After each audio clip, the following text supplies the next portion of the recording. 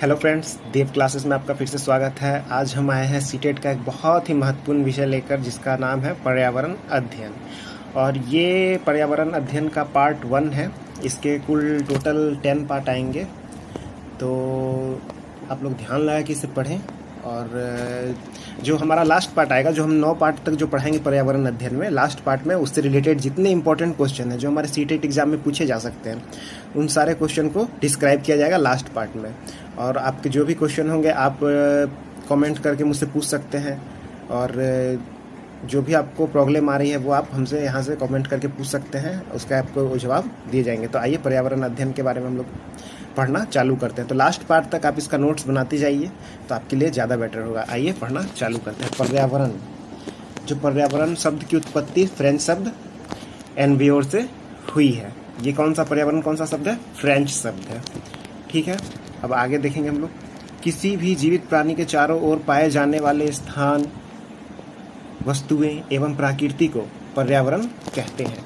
ठीक है, जो हमारे आसपास पाई जाती है, कुछ भी जो वस्तु है जिसमें जीवन है, वो हमारे पर्यावरण में आती है। ठीक है, अब इसमें हम लोग को समझना है कि पर्यावरण का अर्थ क्या है। तो पर्यावरण का अर्थ है हमारे आसपास का वातावरण, जिसमें शामिल सभी चीज़ें जिन पर हम प्रत्यक्ष या अप्रत्यक्ष रूप से निर्भर करते हैं। ठीक है, जैसे कि हम मनुष्य हैं, तो हमें सांस लेने के लिए ऑक्सीजन चाहिए, तो हम ऑक्सीजन पे निर्भर हैं। और ऑक्सीजन बनने के लिए पेड़ चाहिए, तो वो ऑक्सीजन को पेड़ पौधे की निर्भर है। पेड़ पौधों को पानी चाहिए, तो वो पानी पे निर्भर है। इसी तरह देखा जाए, ये अगर साइकिल चले तो एक दूसरे पे हर कोई निर्भर है। इसी तरह से ये चक्र चलते रहेगा। तो पर्यावरण का अर्थ हो गया हमारे आसपास की सारी चीज़ें जिस पर हम प्रत्यक्ष या अप्रत्यक्ष रूप से निर्भर हैं, वो भी हम पे निर्भर है, हम उस पर निर्भर हैं। ठीक है, अब चलेंगे आगे, देखेंगे पर्यावरण के प्रकार कितने टाइप के होते हैं वो देखेंगे।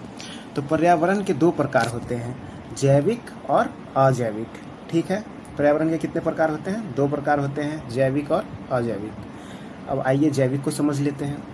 जो हमारा जैविक है उसमें बैक्टीरिया, पेड़ पौधे, जीव जंतु आदि जैविक घटक होते हैं। जैविक घटक मतलब वो हो गया जो जिसमें प्राण हो और जो स्वतः ही खत्म हो जाए। जैसे कि अगर किसी लकड़ी को हम काट देते हैं तो वो महीने, 2 महीने, 6 महीने, साल भर में खुद ब खुद हमारे पर्यावरण में ख़त्म हो जाती है। उसमें बैक्टीरिया लग जाते हैं, उसे सड़ा गला के ख़त्म कर देते हैं। वो चीज़ क्या हो जाती है? जैविक हो जाती है। जैसे आपने सुना भी होगा कि जैविक कचरा और अजैविक कचरा। जैविक कचरा जो गीला कचरा हो गया, जो समाप्त होने वाला है, उसे हम लोग जैविक कचरा बोलते हैं। और अजैविक कचरा जो समाप्त नहीं होने वाला है। ठीक है, तो जैविक मतलब आप समझ ही गए होंगे, जो चीज़ हमारे पर्यावरण में खुद ब खुद खत्म हो जाए, सड़ गल के मरने के बाद इंसान भी खत्म हो जाता है। इसी टाइप के अगर लकड़ी काट दिया तो वो खत्म हो गया। जिस भी चीज़ में जान है वो हमारे पर्यावरण में खुद ब खुद समाप्त हो जाती है काटने के बाद, वो क्या हो गया? जैविक घटक हो गए। और अब बात हम लोग करेंगे किसकी? अजैविक घटक की।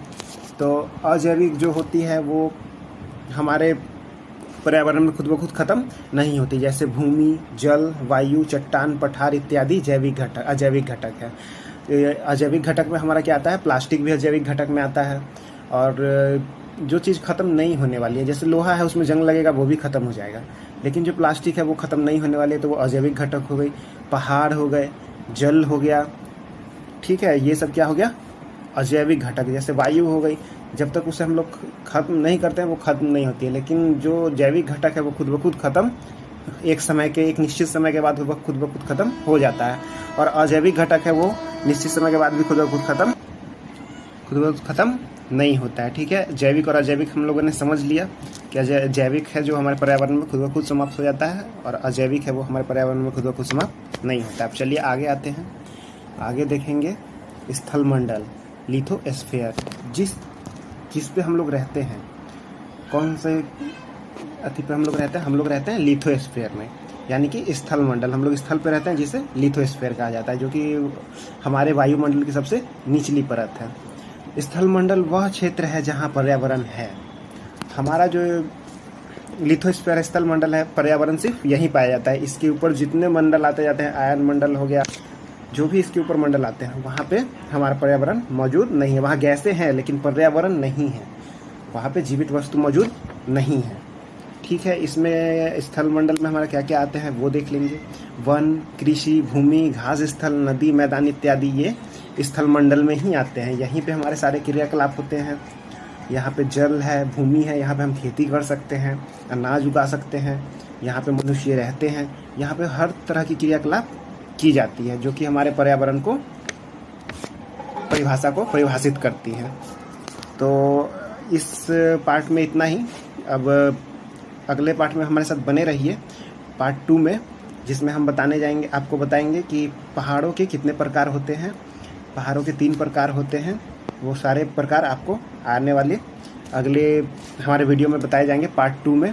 तब तक के लिए हमारे चैनल से जुड़े रहिए और इन सारे नोट्स को आप हो सके तो लिख लीजिए, और नहीं तो ये एक दिन में एक बार ज़रूर देखिए और लाइक और सब्सक्राइब कर दें। और सीटेट की तैयारी अभी है टाइम हमारे पास, तो कृपया करके अभी से ही तैयारी चालू कर दें। तब तक के लिए धन्यवाद। पार्ट 2 में हम लोग पढ़ेंगे चट्टानों के प्रकार। तब तक के लिए धन्यवाद।